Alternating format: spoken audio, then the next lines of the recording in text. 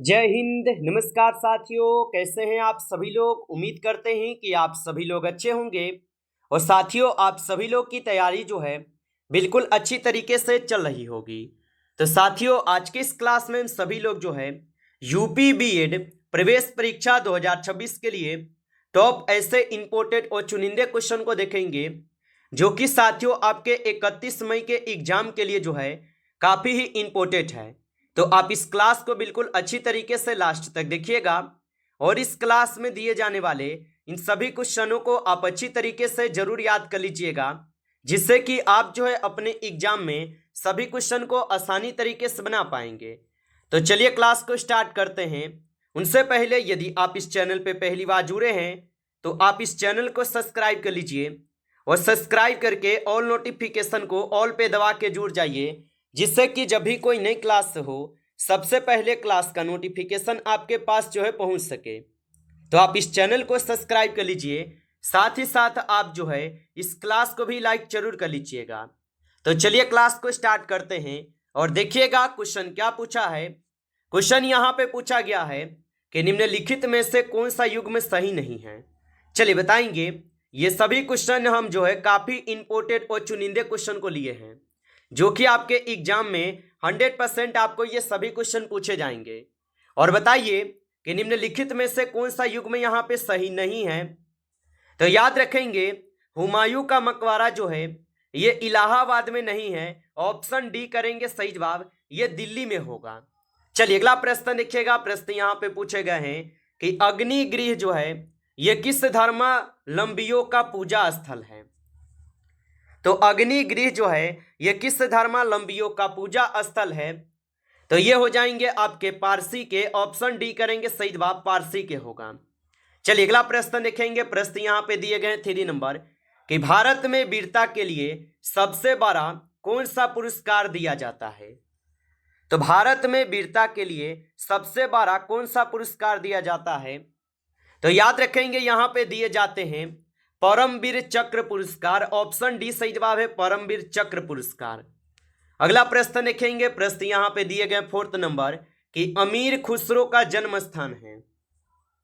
चलिए बताएंगे। तो अमीर खुसरो का जो जन्म स्थान होगा, इनका जन्म स्थान हो जाएंगे कासगंज में। ऑप्शन यहाँ पे 20 क्वेश्चन का जो है सही जवाब है। चलिए अगला प्रश्न देखेंगे। प्रश्न यहाँ पे 5 नंबर कि कंप्यूटर में कौन सा हार्डवेयर है। चलिए बताएंगे। तो कंप्यूटर में कौन हार्डवेयर है। तो याद रखेंगे कंप्यूटर में जो है सीडी रोम हो जाएंगे। ऑप्शन यहाँ पे सी करेंगे सही जवाब।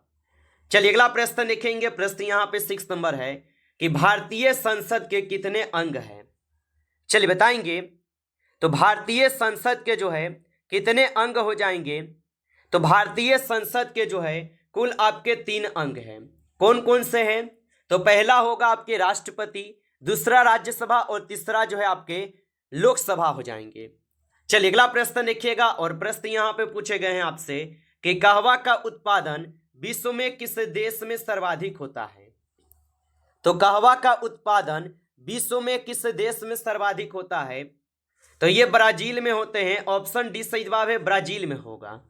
चलिए अगला प्रश्न देखिएगा। प्रश्न यहाँ पे 8 नंबर है कि मुख्यमंत्री की नियुक्ति किसके द्वारा जो है की जाती है। तो मुख्यमंत्री की नियुक्ति जो है किसके द्वारा की जाती है। तो मुख्यमंत्री की नियुक्ति की जाती है राज्यपाल के द्वारा। ऑप्शन सी सही जवाब है, राज्यपाल के द्वारा। चलिए अगला प्रश्न देखेंगे। और 9th क्वेश्चन है कि निम्नलिखित में से विश्व में किस देश में सर्वप्रथम महिला प्रधानमंत्री नियुक्ति हुई।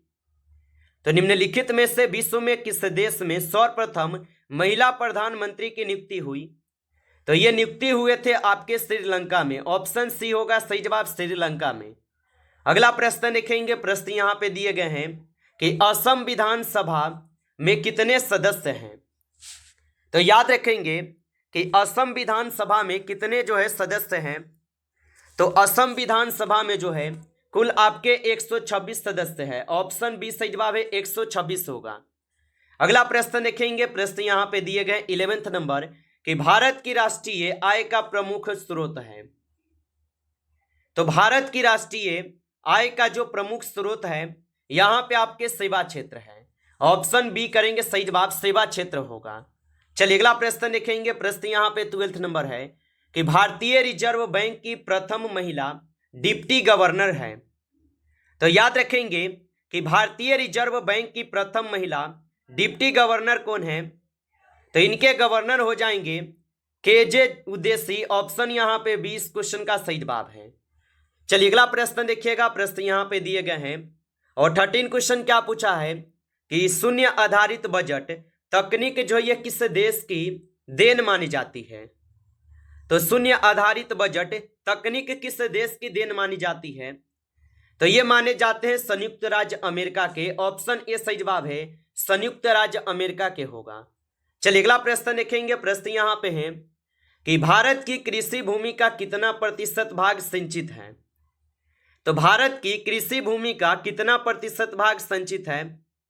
तो याद रख लीजिएगा 1/3 भाग। ऑप्शन ए सही जवाब है, यहाँ पे 1/3 भाग जो ये संचित है।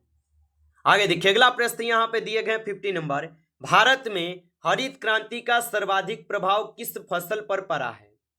चलिए बताइए। और आप अभी तक इस क्लास को जो है लाइक नहीं किए होंगे तो आप इस क्लास को एक बार जरूर लाइक कर लीजिएगा। नए जुड़े हैं आप इस चैनल पे तो चैनल को भी सब्सक्राइब करके ऑल नोटिफिकेशन को ऑल पे दबा के जुड़ जाइए, जिससे कि जब भी कोई नई क्लास हो सबसे पहले क्लास का नोटिफिकेशन आपके पास जो है पहुंच सके। तो आप इस चैनल को सब्सक्राइब कर लीजिएगा। और भारत में हरित क्रांति का सर्वाधिक प्रभाव किस फसल पर पड़ा है? तो ये पड़े हुए हैं गेहूं पे। ऑप्शन ए सही जवाब है, गेहूं पे पड़े हैं।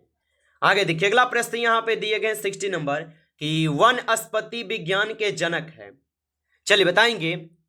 तो वनस्पति विज्ञान के जनक जो है यहाँ पे हो जाएंगे आपके थियोफ्रेटस। ऑप्शन यहाँ पे सी सही जवाब है, थियोफ्रेटस हो जाएंगे।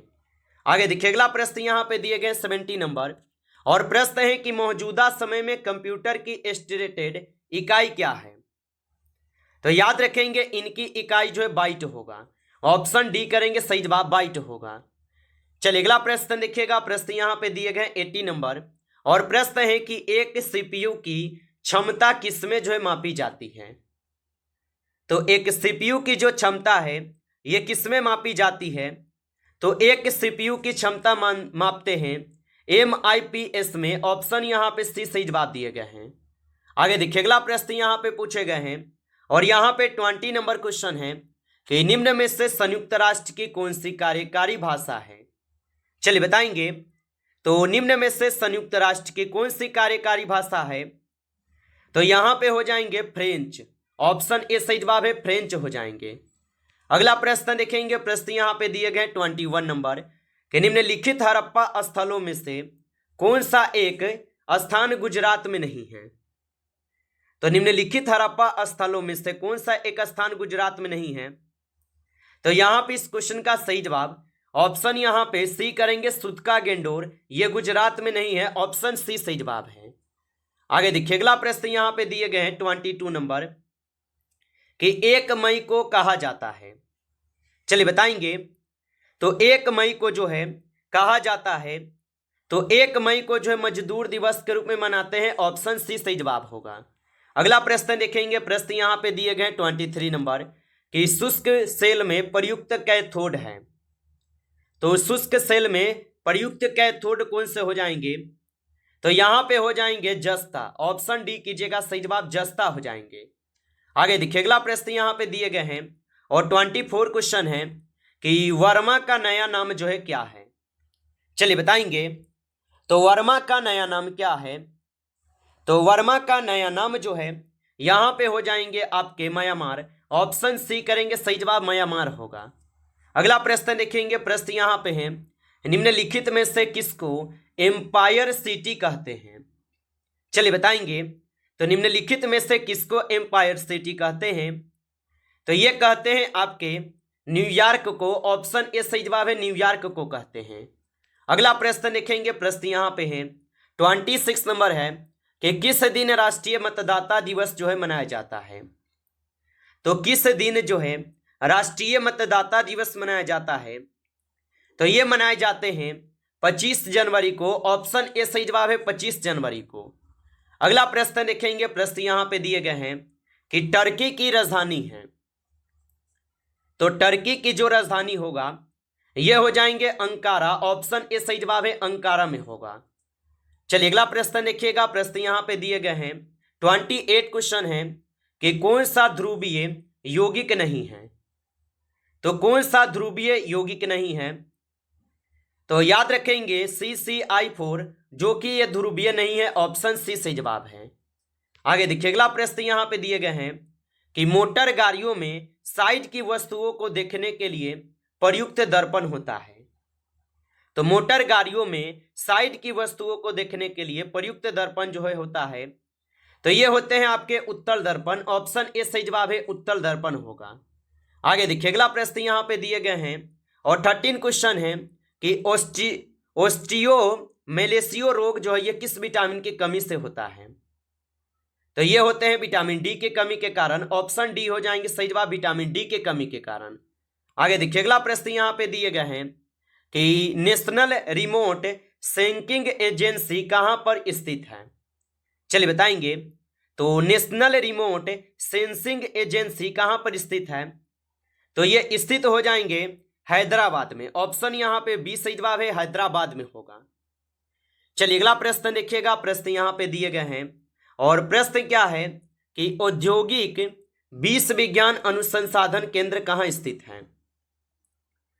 तो औद्योगिक विश्व विज्ञान अनुसंधान केंद्र जो है ये केंद्र हो जाएंगे आपके कहां पे, तो ये लखनऊ में है। ऑप्शन यहां पे बी सही जवाब है, लखनऊ में होगा। चलिए अगला प्रश्न देखेंगे। प्रश्न यहां पे है कि रक्त में वह कौन सा तत्व है जो कि रक्त वाहिकाओं को जमने से रोकता है। तो रक्त में वह कौन सा तत्व है जो कि रक्त वाहिकाओं को जमने से रोकता है, तो याद रख लीजिएगा यहां पे हिपेरिन हो जाएंगे। ऑप्शन सी सही जवाब है, हिपेरिन हो जाएंगे। चलिए आगे बढ़ते हैं और अगला प्रश्न देखिएगा। प्रश्न यहां पे आपसे पूछा गया है कि स्टेनलेस स्टील किन अवयवों का मिश्रण है। चलिए बताएंगे। तो स्टेनलेस स्टील किन अवयवों का मिश्रण है, तो ये हो जाएंगे लोहा, निकिल और क्रोमियम। ऑप्शन डी सही जवाब है, ये तीनों का है। ऑप्शन डी सही जवाब होगा, ये तीनों का होगा। नमस्कार साथियों, इस क्लास में जो है टॉप 35 क्वेश्चन थे जो काफी इंपॉर्टेंट क्वेश्चन थे। साथियों यदि आपको क्लास अच्छा लगा हो तो आप इस क्लास को लाइक कर लेंगे। नए जुड़े हैं आप इस चैनल पे तो चैनल को भी सब्सक्राइब करके ऑल नोटिफिकेशन को ऑल पे दबा के जुड़ जाइए, जिससे कि जब भी कोई नई क्लास हो सबसे पहले क्लास का नोटिफिकेशन आपके पास जो है पहुंच सके। तो आप इस चैनल को सब्सक्राइब कर लीजिएगा। चलिए फिर मिलते हैं आपसे एक नेक्स्ट टॉपिक के साथ नेक्स्ट क्लास में। तब तक के लिए जय हिंद, जय भारत।